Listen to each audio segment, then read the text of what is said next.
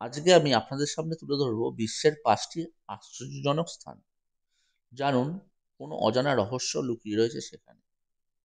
সারা বিশ্বে ছড়িয়ে ছিটিয়ে রয়েছে বেশ কিছু রহস্যময় স্থান, যার কয়েকটির সঙ্গে আমরা পরিচিত হলেও বেশিরভাগই অজানা, যেগুলির ব্যাখ্যা বিজ্ঞানীরা হাজার গবেষণার পরেও সঠিকভাবে দিতে পারেনি।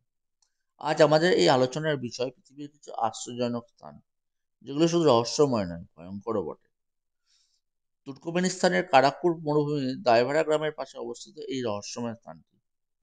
এটি একটি জ্বলন্ত গর্ত, যা নরকের দরজা বা ডোর টু হেল নামে পরিচিত। 1971 সাল থেকে এখনো পর্যন্ত এই গর্তটি দাউ দাউ করে জ্বলছে।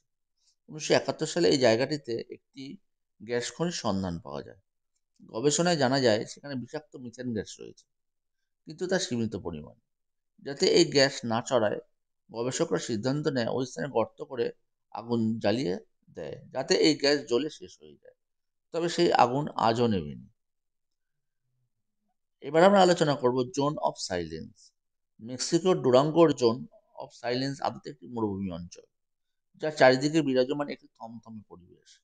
এই এলাকায় কোনো মানুষ বসবাস করে না। তার একমাত্র কারণ হলো সেখানে সর্বক্ষণ অদ্ভুত ধরনের ঘটনা ঘটতে থাকে। যেমন রাতের বেলায় প্রায়শই সেখানে উল্কাবৃষ্টি দেখা যায়।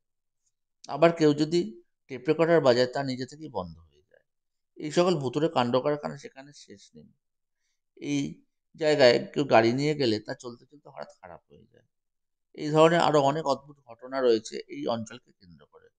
তবে এই সকল ঘটনার মূল কারণ আজও জানা যায়নি।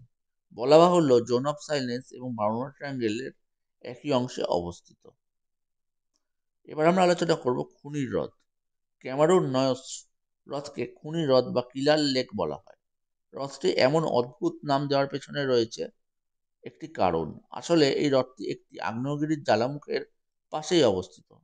সাধারণভাবে হ্রদটি লাভায় পরিপূর্ণ, আর সেই লাভার উপর দিয়ে প্রবাহিত হয় জল, এবং সেখান থেকে প্রচুর পরিমাণে নির্গত হয় কার্বন ডাই অক্সাইড। 1986 সালে এই হ্রদ থেকে কার্বন ডাই অক্সাইড বিশাল বুদবুদ বের হতে থাকে, যা সালফার এবং হাইড্রোজেনের সঙ্গে মিশ্রিত হয়ে বায়ুমণ্ডলে মিশে যায়। এই ঘটনার পরেই হ্রদটির পার্শ্ববর্তী 23 কিলোমিটার এলাকা জুড়ে ছড়িয়ে পড়েছিল সেই গ্যাস। ফলস্বরূপ প্রায় 1700 মানুষ সহ 3500 গবাদি পশুর মৃত্যু ঘটে। এরপর থেকে এই হ্রদকে খনি হ্রদ বলা হয়। রেস্ট্রাক প্লায়ার।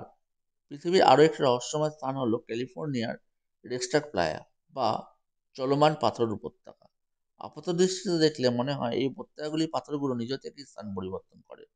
তবে প্রথমে কেউ সেই পাথরগুলোকে চলমান অবস্থায় কখনো দেখেনি, কিন্তু মাটির উপর ঘর্ষণজনিত ছাপ দেখলে বোঝা যায় পাথরগুলোর স্থান পরিবর্তন হয়েছে। আশ্চর্যের বিষয় হলো এই পাথরগুলি কয়েকটি ওজন কয়েকশো পাউন্ড। তবে পাথরগুলি কিভাবে এক স্থান থেকে অন্য স্থানে সরে যায়, গবেষকদের মতে এই এলাকায় বরফে আবৃত থাকে। বছরের নির্দিষ্ট সময় সেই বরফ গলে বরফের প্লেটগুলি আয়তনে বিশাল হওয়ার সঙ্গে সঙ্গে কয়েকশো পাথরকে একই সঙ্গে ঠেলতে থাকে। ফলে পাথরগুলো একসঙ্গে একই দিকে এগিয়ে যায়। হেজলাস লাইট। নরওয়ের মধ্যে রাত্রে সূর্যোদয়ের ঘটনা আমরা সকলেই জানি। তবে নরওয়ের হেজলাসের রাতের আকাশে মাঝে মধ্যেই দেখা যায় এক অদ্ভুত আলো। 1930 সালে প্রথমবার এই আলো দেখা গিয়েছিল। তারপর থেকে আজও বছরে 10 থেকে 15 বার আকাশের মুখ চিরে ফুটে ওঠে এই রঙিন আলো। তবে কেন এই আলোর উদ্ভব হয়, তার কারণ রহস্যময় থেকে গেছে, রয়ে গেছে রহস্যের আড়ালেই।